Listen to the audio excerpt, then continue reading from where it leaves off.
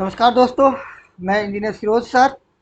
आपको आज की जो क्लास होगी बिहार स्पेशल में, तो बिहार बजट एनालिसिस यानी एनालिसिस हम करेंगे। उसकी बजट की क्या विशेषता है, जहां से आपको बिहार बजट से यानी इकोनॉमी की अगर हम बात करें तो बिहार बजट से लगभग 3 से 4 क्वेश्चन आने की पूरी तरह संभावना है 69 बीपीएससी प्रीलिम्स में। तो आप लोग आज के क्लास को अपने दोस्तों के साथ शेयर कीजिए, सब्सक्राइब कीजिए और खुद देखिए और ज़्यादा से ज़्यादा इस वीडियो को फैलाइए। हमारे जो इन्फॉर्मेशन आपको जो पहले भी दिया जा चुका है, फिर से मैं एक बार आपको इन्फॉर्मेशन दे देता हूँ कि 9 जुलाई से हमारे टेस्ट सीरीज शुरू हो रही है। यानी 9 जुलाई से, जिसमें टेस्ट सीरीज की कॉकटेल है, 2 टाइप की कॉकटेल है। एक तो प्रीवियस ईयर यानी 75 क्वेश्चन प्रीवियस ईयर की है, और एक न्यू क्वेश्चन यानी 75 न्यू क्वेश्चन होंगे जो हम 9 जुलाई से स्टार्ट कर रहे हैं। तो आप लोग 9 जुलाई से हमारे साथ ऑनलाइन और ऑफलाइन दोनों माध्यम से, दोनों मीडियम से जुड़ सकते हैं। ऑफलाइन टेस्ट के बाद हम उसको डिस्कस भी करेंगे और डिस्कस के बाद उस क्लास को हम ऑनलाइन भी डाल देंगे। तो आप लोग जुड़िए और बहुत जल्द आपके साथ डेली हम करंट अफेयर्स के साथ मिलेंगे, बहुत जल्दी मिलेंगे आपके साथ, जिसमें हम करंट अफेयर्स के साथ साथ क्वेश्चन भी होगा। और कल हो सके तो आपको हम क्वेश्चन कराएंगे, मे भी आपको क्वेश्चन की प्रैक्टिस कल कराई जाएगी। तो आप डॉक्टर फयाज सर कराएं या मैं खुद कराऊं, दोनों लोग में से कोई कराएंगे, पर कल कोशिश हमारी है कि आप क्वेश्चन आपसे कराया जाए, ताकि आप एग्ज़ाम भी आपके पास आने वाले हैं और 15 जुलाई से आपके फॉर्म भरना स्टार्ट हो जाएंगे। तो चलिए अब स्टार्ट करते हैं बिहार बजट एनालिसिस। यानी इसकी जो एनालिसिस करेंगे, इसकी टू द पॉइंट एनालिसिस करेंगे, क्योंकि अब उतना टाइम है नहीं आपके पास कि हम डिटेल बताएं। तो टू द पॉइंट, जहाँ से क्वेश्चन आने की सबसे ज़्यादा संभावना है। तो चलिए हम बात करते हैं बजट की मुख्य विशेषताएं। The gross state domestic product of Bihar for 2023 to 2004 is projected to be Rs 8.59 lakh crore. यानी कितने? तो 8.59 lakh crore, amounting to growth of 8.9% over the 2022 से 23 तक। यानी जो 22 और 23 की हम बात करें, तो 22 और 2 और 3 की बात करें तो 7.989 लाख करोड़ था, जो हम इंक्रीज करके ग्रोथ करना चाहते हैं। क्या 2023 टू 4 में कितना? 8.59 लाख। यानी 2023-2024 के लिए बिहार का सकल राज्य घरेलू उत्पाद जो 8.59 लाख करोड़ रुपए होने का अनुमान है, जो 2022 और 23 में कितना था? तो 7.89 लाख रुपए था। इसकी तुलना में 8.9 की वृद्धि। तो आपसे क्वेश्चन पूछा जा सकता है कि 2022 और 23 की तुलना में कितनी की वृद्धि हुई? तो 8.9% की वृद्धि हुई। इसी को फैक्चुअल डाटा बोला जाता है। अब बात करते हैं 2023-24 में व्यय। तो व्यय इतना आपको दिया हुआ है, व्यय इतने करोड़ रुपए होने का अनुमान है। कितना? 2,38,327 करोड़ रुपए का अनुमान है, जो 2022-23 में संशोधित अनुमान से 12% कम है। कितने? तो 12% कम है। यानी व्यय व्यय इस बार कम होने के अनुमान है। इसके अलावा राज्य द्वारा 23,559 करोड़ रुपए का कर्ज चुकाया जाएगा। कितना कर्ज चुकाया जाएगा? तो 23,559 रुपए का कर्ज चुकाया जाएगा, जो 2022-23 में व्यय यानी ऋण चुकौती को छोड़कर बजट अनुमान से 21% अधिक रहने का अनुमान है। कितना? जो हमारा बजट अनुमान है उसका हम क्या 21% अधिक रहने का अनुमान है। 21% अधिक रहने का अनुमान है।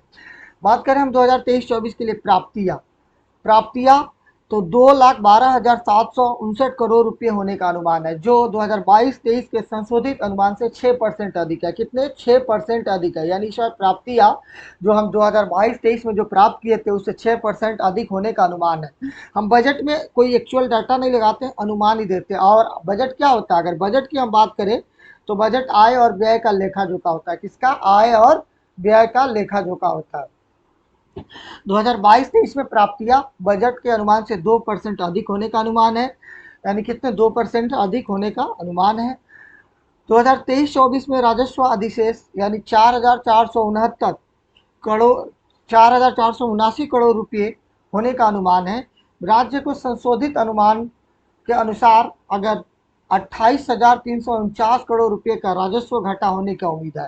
राज्य ने बजट स्तर पर 2022-23 में 4,748 करोड़ रुपए का राजस्व अधिशेष का अनुमान लगाया था। कितने? तो 4,748 करोड़ रुपए का राजस्व अधिशेष अनुमान लगाया था। अब बात करें हम 2023-24 में राजकोषीय घाटा।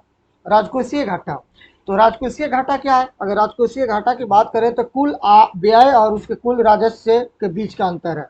यानी जो कुल व्यय यानी कुल खर्चा, जो हम टोटल एक्सपेंडिचर करेंगे, व्यय करेंगे, क्या करेंगे? व्यय करेंगे, और उसके कुल राजस्व के बीच का अंतर, यानी जितने हमें राजस्व है उसके बीच का अंतर। इसमें एक चीज छोड़ देते हैं, क्या छोड़ते हैं? तो उधार को छोड़कर। किसको? उधार कर छोड़कर, हम उधार को छोड़ देते हैं और उसको, उसी को हम लोग क्या बोलते हैं? राजस्व घाटा या राजकोषीय फिजिकल डेफिसिट बोला जाता है, जिसको राजकोषीय घाटा बोला जाता है। यानी हमारे सरकार का कुल व्यय और उसके कुल राजस्व के बीच का अंतर होता है। किसका? उसके बीच का अंतर होता है। इसमें एक चीज हम छोड़ देते हैं, उधार को छोड़ देते हैं। किसको छोड़ देते हैं? तो उधार को छोड़ देते हैं, उधार को छोड़ देते हैं। इसका डिटेल आप लोग को इकोनॉमी में बताया जाएगा। नीति की मुख्य विशेषता, यानी इसमें कौन कौन सी पॉलिसी है उसकी हाईलाइट को अगर देखें तो हम कृषि की बात करें, कई मिशन शुरू करने जा रहे हैं। कई मिशन शुरू करने का प्रस्ताव है, जैसे बिहार का बाजरा मिशन, बिहार का दलहन और तिलहन का विकास मिशन, और फसल विविधीकरण का मिशन। चौथा, दलहन और तिलहन पर विशेष ध्यान देते हुए कृषि रोड मैप लागू किया जाएगा। राज्य कृषि बाजार यार्डों की बुनियादी ढांचे का आधुनिकीकरण किया जाएगा। यानी देखिए, अगर आपसे पूछे कि इस पॉलिसी में, यानी बिहार बजट की पॉलिसी में किस कृषि के लिए कौन कौन से मुख्य पॉइंट को नोट किया गया है, तो आप बता सकते हैं बिहार बाजरा मिशन, बिहार दलहन और तिलहन विकास मिशन। यानी आपको मैचिंग करने के लिए भी आ सकता है, या चुनने के लिए आ सकता है, सिलेक्टिव करने के लिए आ सकता है। तो फसल विविधीकरण मिशन। चौथा, दलहन और तिलहन पर विशेष ध्यान देते हुए इसका रोड मैप लागू किया जाएगा। राज्य कृषि बाजार यार्डों की बुनियादी ढांचों का आधुनिकीकरण भी किया जाएगा। यानी जो राज्यों में कृषि बाजार है, यानी जहाँ मंडी जिसको हम लोग बोलेंगे, उसको क्या आधुनिकीकरण किया जाएगा, मॉडर्नाइज किया जाएगा। क्या किया जाएगा? मॉडर्नाइज किया जाएगा बाजार को। भूजल संरक्षण के लिए क्या है? भूजल संरक्षण के लिए उत्कृष्टता केंद्र की स्थापित किया जाएगा। Centre of excellence will be established for ground water conservation. Ground water की कमी सभी जगह हो चुका है। क्योंकि क्या है, ग्राउंड वाटर कैसे होता है? तो ग्राउंड वाटर की हम बात है, बड़ी नदियाँ, छोटी नदियाँ, और फिर छोटी नदियाँ, छोटी नदियाँ, नदियों से नहरें, नहरें से जुड़ के जाती है, तो हमारा ग्राउंड वाटर भी बढ़ता है। क्या होता है? हमारा ग्राउंड वाटर भी बढ़ता है। और ग्राउंड वाटर किसके लिए? खेती के लिए, कृषि के लिए सबसे लाभदायक होता है। किसके लिए? तो कृषि के लिए सबसे लाभदायक होता है। और इससे क्या होगा? जब ग्राउंड वाटर बनेगा तो पानी की कमी होगी। पानी की कमी से क्या है कि हम भी, जल ही जीवन है, जल ही क्या है? जीवन है।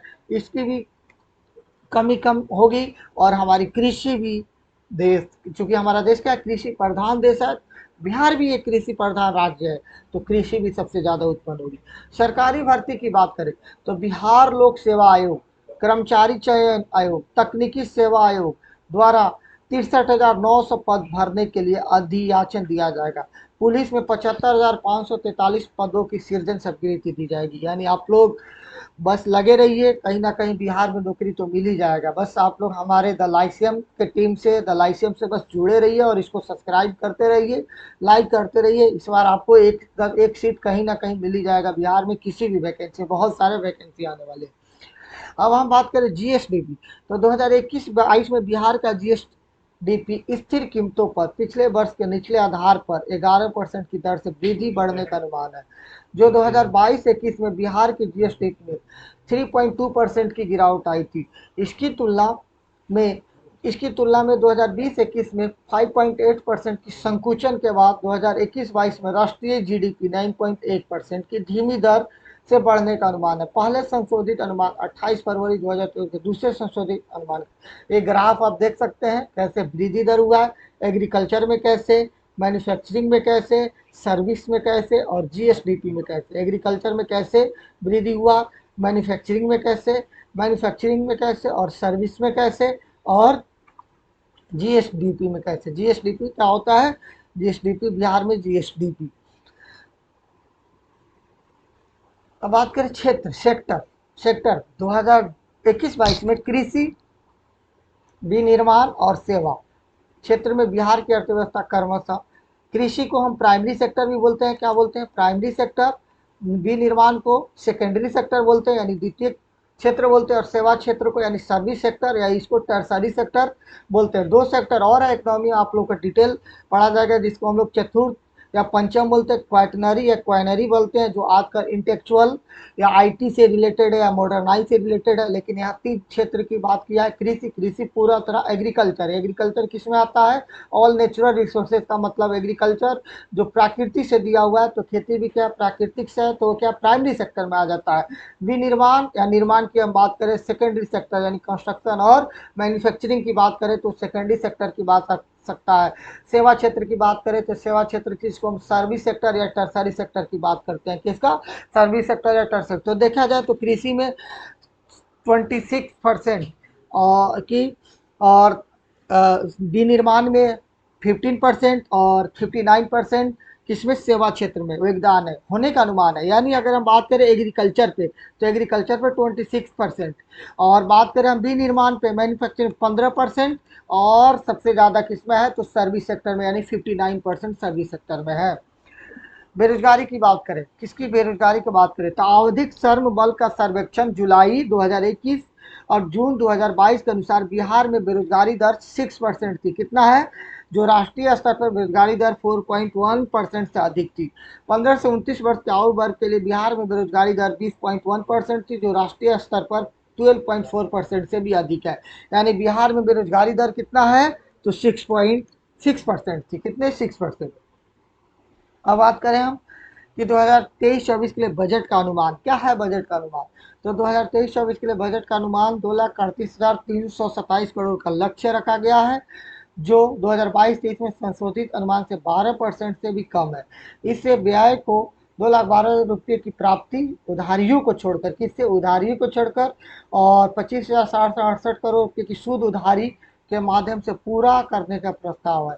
2023-24 में कुल प्राप्तियां यानी उधारियों का अलावा 2023-24 में संशोधित अनुमान की तुलना में 6% वृद्धि होने की उम्मीद है। कितने परसेंट, तो 6% वृद्धि होने की उम्मीद है।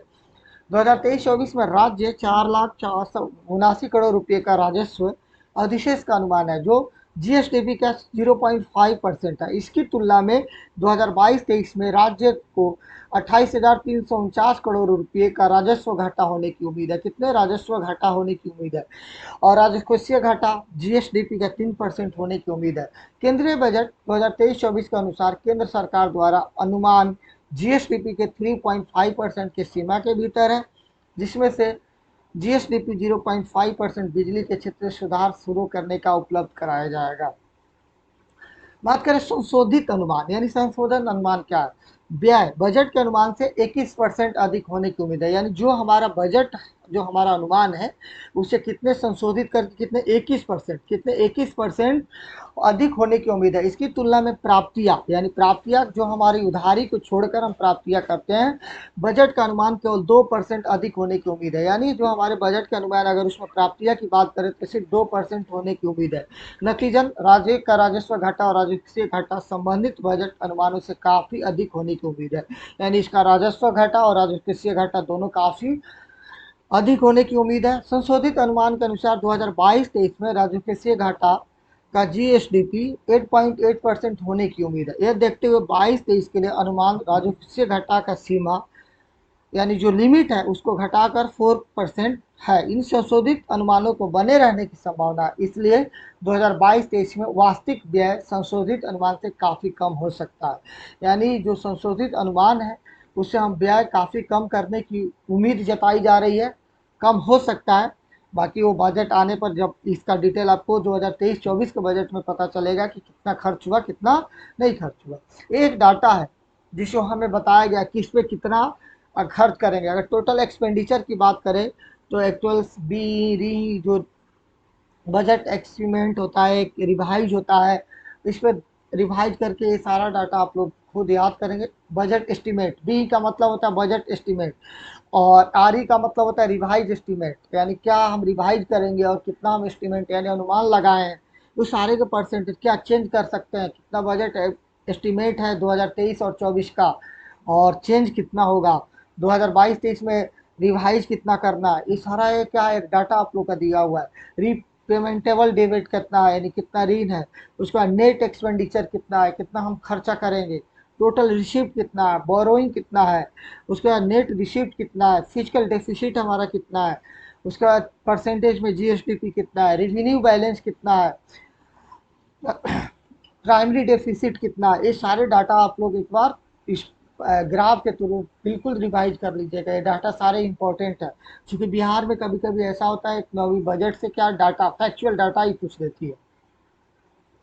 और बात करें व्यय की, बात करें, जो आय की बात हुई, अब व्यय रेवेन्यू एक्सपेंडिचर की बात करें तो 2023-24 के लिए राजस्व व्यय का 2,07,848 करोड़ रुपए प्रस्तावित है, जो 2022-23 से संशोधित अनुमान से 9% कम है। यानी जो हम खर्च किए थे 2022-23 में, उससे इस बार 9% कम खर्च करने की उम्मीद है। इसमें क्या है, वेतन, पेंशन, ब्याज, अनुदान, सब्सिडी पर खर्च शामिल है। यानी इसमें किसी न किसी में हम कटौती किए होंगे, या तो वेतन में, या पेंशन में, या ब्याज में, या अनुदान में, या सब्सिडी में। इसी को जो हम लोग, इसी पे हमारा खर्च होता है, जो 2022-23 से हमें 9% कम खर्च करने की अनुमान है। 2022-23 में राजस्व व्यय बजट का अनुमान 19% से अधिक रहने की अनुमान है।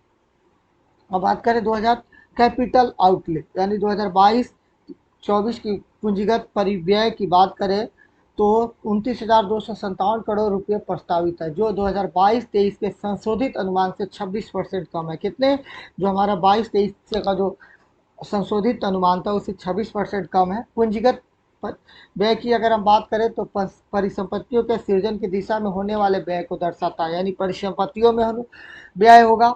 उसके बाद अगर हम 2022-23 में संशोधित अनुमान की बात करें, 2022-23 में अगर हम संशोधित अनुमान की बात करें अनुसार पूंजीगत व्यय बजट का अनुमान 33%, कितने, तो 33% से भी अधिक होने की उम्मीद है। कितने, 33% से भी अधिक होने की उम्मीद है। फिर से आप लोग आइटम देख लीजिए, उसके बाद एक्चुअल्स क्या है हमारा, एक्चुअल्स को देख लीजिए, उसके बाद बजट एस्टिमेट्स को देख लीजिए, उसके बाद रिवाइज एस्टिमेट को देख लीजिए, उसके बाद बजट एस्टिमेट और रिवाइज एस्टिमेट, फिर बजट एस्टिमेट, उसके बाद चेंज फ्रॉम रिवाइज एस्टिमेट और बजट एस्टिमेट। रिवेन्यू कितना है, रिवेन्यू इतना है, बजट एस्टिमेट इतना है, रिवाइज इतना करेगा, दोनों का ये सारे डाटा आप लोगों, नेट एक्सपेंडिचर इतना है, ये सारे डाटा आप लोग एक बार जरूर देख लीजिएगा। प्रतिबद्ध व्यय, प्रतिबद्ध व्यय किस राज्य की प्रतिबद्ध व्यय में वेतन, पेंशन और ब्याज का भुगतान पर व्यय शामिल है। 2023-24 की अगर हम बात करें तो बिहार में प्रतिबद्ध व्यय यानी प्रति व्यक्ति व्यय पर अगर हम बात करें तो 78,910 करोड़ रुपए खर्च करने की अनुमान है। प्रतिबद्ध व्यय पर, सॉरी प्रति व्यक्ति नहीं, प्रतिबद्ध व्यय पर खर्च करने का अनुमान है, जो इसकी राजस्व प्राप्ति से 37% है। इसमें वेतन राजस्व प्राप्ति का 15%, पेंशन 14% और ब्याज 9% पर खर्च शामिल है। 2022-23 में अगर हम बात करें तो अगर हम प्रतिबद्ध व्यय का मतलब होता है कमिटेड, जो हमको करना ही करना है, हम किसी से कमिटेड कर देते हैं उस काम को करना ही करना है, तो हमारा कमिटेड है। पेंशन क्या है, कमिटेड है, पेंशन जो हमको देना ही देना है। पेंशन पर जो वेतन पे खर्च करेंगे क्या, कमिटेड है। पेंशन पे खर्च करेंगे, जो ब्याज हम लिए उस पर खर्च करेंगे, कमिटेड है, इसको करना, इसी को हम लोग प्रतिबद्ध बोलते हैं। तो अब औसतन राज्यों ने अपनी राजस्व प्राप्तियों के 54% प्रतिबद्ध व्यय में मंदों के लिए आवंटित किया गया। बिहार में कम प्रतिबद्ध व्यय मुख्य रूप से वेतन पर कम खर्च कर के कारण है। 2023-24 में पेंशन और ब्याज का भुगतान में पिछले वर्ष की तुलना में क्रमशः 16% और 13% की वृद्धि होने की उम्मीद है, जबकि वेतन के लिए हमें 4% वृद्धि होने की उम्मीद है। फिर से आपको एक डाटा ग्राफ के द्वारा दे दिया गया है, ग्राफ जरूर देख लीजिएगा। ग्राफ, ये जो चार्ट दिया गया है, ये एक्चुअल डाटा दिया गया है, इसको तो आप लोग देख ही लीजिएगा। अब बात करें हम एजुकेशन पे, हेल्थ पर, प्रमुख क्षेत्रों पर राज्यों की व्यय की तुलना कितना होगी। प्रमुख क्षेत्रों पर राज्य की व्यय की तुलना कितना होगी, तो देखा देते शिक्षा पर। शिक्षा पर बिहार ने 2023-24 में शिक्षा के लिए अपने व्यय को 17.9% आवंटित किया गया है, जो 22-23 में राज्य द्वारा शिक्षा के लिए 14.8% शादी, यानी शिक्षा पर हम बिजोड़ ध्यान देंगे, शिक्षा पर। और शिक्षा जरूरी भी, किसी भी राज्य और किसी भी देश को आगे बढ़ने के लिए शिक्षित होना बहुत जरूरी है, यानी शिक्षा बहुत जरूरी है, तो शिक्षा पे हम लोग ध्यान देंगे। उसके बाद स्वास्थ्य की बात करें, हेल्थ भी जरूरी है डेवलपमेंट बनने के लिए, हेल्थ एजुकेशन। अगर बात करें बिहार ने स्वास्थ्य के लिए अपने कुल व्यय पर 7% आवंटित किया, जो राज्य द्वारा स्वास्थ्य के लिए आवंटन 6.8 है, यानी पिछले बजट की बात करें तो उससे भी अधिक है। एग्रीकल्चर की अगर हम बात करें तो एग्रीकल्चर की बात करें तो कृषि, बिहार ने कृषि के लिए अपने व्यय का 3.3% आवंटित किया। कितना 3.3% आवंटित किया है? ये राज्यों द्वारा कृषि के लिए औसत आवंटन यानी 5.8% से भी कम है। किसके? राज्य द्वारा जो कृषि का औसतन आवंटन है उससे 5.8% भी क्या है? कम है। 5.8% भी कम है। तो देखिए एजुकेशन पे पिछले बजट से बहुत ज़्यादा है। आप लोग से पूछ सकता है कि पिछले बजट से एजुकेशन पे इस बार कितना ज़्यादा है, तो 7.9% है। यानी एजुकेशन पे अच्छा खर्च करेगा, हेल्थ पे अच्छा खर्च करेगा, उसके बाद कृषि पे भी डेवलपमेंट के तरफ हमारा बिहार बढ़ रहा है। बजट से तो यही लग रहा है। ग्रामीण विकास की बात करें यानी रूरल डेवलपमेंट की अगर हम बात करें तो बिहार ने 2023-24 में ग्रामीण विकास के लिए अपने बजट का 10.7% आवंटित किया है। राज्यों द्वारा औसतन आवंटन का यानी राज्यों द्वारा ये जो औसतन आवंटन जो होता है उससे कहीं अधिक है, यानी 10.7% काउंटर किया। पुलिस, बिहार ने पुलिस के लिए अपने कुल व्यय 4.9 आवंटित की, जो राज्यों द्वारा पुलिस पर औसत व्यय 4 से अधिक है। यानी पुलिस पे भी अधिक का है, पुलिस पे भी क्या है? अधिक व्यय है। उसके बाद हम रोड्स रोड्स की बात करें, अगर रोड्स की बात करें तो रोड्स का अगर हम बात करें तो सड़क और पुल पे भी बिहारों ने सड़कों और पुलों के लिए अपने कुल व्यय का 4% से भी आवंटित किया, जो राज्यों द्वारा औसतन आवंटन 4.5% से भी कम है। यानी जो और अधिक राज्यों द्वारा जो होता है उसे आवंटन से इस बार यानी सड़क पे, रोड और ब्रिज पे क्या है? बजट में कम किया गया है। पुलिस पे, रूरल डेवलपमेंट, एग्रीकल्चर पे, एजुकेशन पे और हेल्थ पे बढ़ाया गया। कहीं ना कहीं तो कम करना भी पड़ेगा। इसलिए अब इस चार्ट को आप लोग देखेंगे तो spending in education as total expenditure देखिए 2000 अगर हम इसको 21-22 से देखें तो 19.4 था, फिर 2022-23 में बजट एस्टिमेट 8.5% है, फिर 2022-23 में रिवाइज एस्टिमेट 25% है, और वहीं 2023-24 की बात करें तो बजट एस्टिमेट 17.9% है। एवरेज फॉर ऑल स्टेट 2022-23 की बजट एस्टिमेट की अगर हम बात करें तो 14.8% है। क्या? हेल्थ पर देख लीजिए, हेल्थ का चार्ट क्या है, तो टोटल एक्सपेंडिचर का हेल्थ का चार्ट देख लीजिए तो आपको 2021-22 में 6.3% है। उसके बाद आपको 2022-23 में बजट एस्टिमेट 7.2% है। उसके बाद 2022-23 में रिवाइज एस्टिमेट देख लीजिए 7.5% है। फिर 2023-24 में 7.0% है। ऑल एवरेज बजट देख लीजिए 6.3% यानी हेल्थ पर स्पेंडिंग है। ये किस पे है? तो ये है एजुकेशन पे, ये क्या है? हेल्थ पे। इस चार्ट को आप लोग देख ही लीजिए। उसके बाद एग्रीकल्चर पे देखिए, तो एग्रीकल्चर की अगर हम बात करें तो एग्रीकल्चर पे क्या है? 21-22 में 1.9% है, 2022-23 में 3.5% है, 22-23 में क्या 3.5% रिवाइज है। ये बजट एस्टिमेट है और ये क्या है? रिवाइज है। इसीलिए बजट एस्टिमेट है और ये क्या है? टोटल है 3.3% और ये 5.8% है। उसी तरह अगर हम स्पेंडिंग ऑफ रूरल डेवलपमेंट की बात करें तो रूरल डेवलपमेंट क्या है? 2021-22 में 10.4% है, बजट एस्टिमेट 10.6% है, रिवाइज एस्टिमेट 10.3% है। उसके बाद अगर हम बात करें बजट एस्टिमेट 10.7% है, एवरेज क्या है? 5.7%। स्पेंडिंग ऑन पुलिस पे कितना है? तो पुलिस पे आप देख सकते हैं 2022-21 में 4.9% है, 2022-23 में 5.4% है। ये बजट एस्टिमेट, इस बजट एस्टिमेट की बात करें, रिवाइज एस्टिमेट की बात करें तो 4.6% है। बजट एस्टिमेट 4.9% कितना 24 में, और टोटल देखा जाए तो 4.3%। उसी तरह स्पेंडिंग ऑफ ब्रिज रोड्स पे, जो रोड्स पे कम है, तो 21-22 में इतना है, उसको 22-23 में बजट एस्टिमेट इतना किया गया, फिर रिवाइज किया गया 4.4 से, फिर इसको बजट एस्टिमेट किया, टोटल क्या है? इतना है। तो ये जो हमारी क्लास थी, आपको पूरी क्लास पूरी स्लाइड में आपको फैक्चुअल डाटा ज़्यादा से ज़्यादा मिले होंगे, क्योंकि फैक्चुअल इकोनॉमी बजट की अगर हम बात करें तो आप पूरी स्लाइड को अगर देखें तो पूरी स्लाइड में देखें तो फैक्चुअल डाटा है। फैक्चुअल डाटा याद करने की होती है, जैसे ग्राफ द्वारा आपको समझाया गया है, फैक्चुअल डाटा को ग्राफ द्वारा देखें। उसके बाद देखिए फैक्चुअल डाटा, बजट क्या है, टू द पॉइंट हमने फैक्चुअल उठाया, चूंकि बीपीएससी में क्या होता है, तो फैक्चुअल क्वेश्चन ज़्यादा पूछता है बजट से। देखिए फैक्चुअल, देखिए पूरे ग्राफ यानी पूरे चार्ट को आपको याद कर लेना है, पूरे चार्ट को याद कर लीजिएगा प्री के लिए, प्री के पॉइंट ऑफ व्यू से। और इकोनॉमिक्स की जब क्लास डिटेल पढ़ेगी तो इसमें डिटेल बजट भी पढ़ाया जाएगा, इकोनॉमिक डिटेल भी पढ़ाया जाएगा। ये पूरे चार्ट को आप याद कर लीजिए, पूरे चार्ट को याद कर लीजिए। फिर इस पूरे चार्ट को याद कर लेना आपको। मैं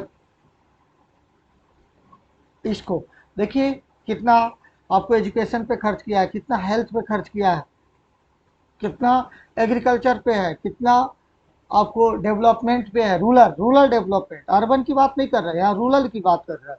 उसके बाद कितना पुलिस पे, और उसके बाद कितना रोड पे, ब्रिज पे, यानी रोड पे ब्रिज की बात कर रहा है। उसके बाद तो ये हमारा आज का क्लास था to the point economy budget का। जब हम इकोनॉमी की क्लास करेंगे तो उसमें बजट हम डिटेल पढ़ेंगे, इकोनॉमिक्स भी डिटेल पढ़ेंगे, उसमें आप लोगों को पता चला जाएगा बजट एस्टिमेट क्या होता है, रिवाइज एस्टिमेट क्या होता है, बजट एस्टिमेट क्या होता है। उसके बाद राजकोषीय घाटा क्या होता है, राजकोषीय व्यय क्या होता है, पूंजीगत घाटा क्या होता है, पूंजीगत व्यय क्या होता है, बजट क्या होता है, आर्थिक सर्वेक्षण क्या होता है। सारा हम डिटेल इकोनॉमिक्स की क्लास में पढ़ेंगे, जो मैं आप लोग को लेके आऊँगा समक्ष में।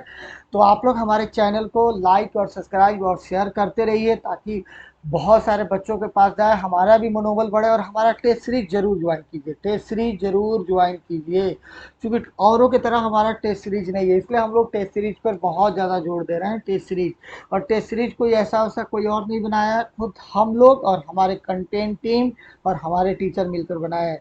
चलिए, तो अब साइंस की भी क्लास जल्दी लगने वाली है, उसके बाद इकोनॉमी बिहार स्पेशल जैसे थोड़े टॉपिक और बच्चे हैं, उसके बाद यहाँ पे इकोनॉमी, फिर उधर पॉलिटी के बाद हिस्ट्री, उसके बाद ज्योग्राफी वगैरह सारे धीरे धीरे स्टार्ट हो जाएंगे। तो चलिए आज की क्लास यहीं पर रुकते हैं। Thank you so much.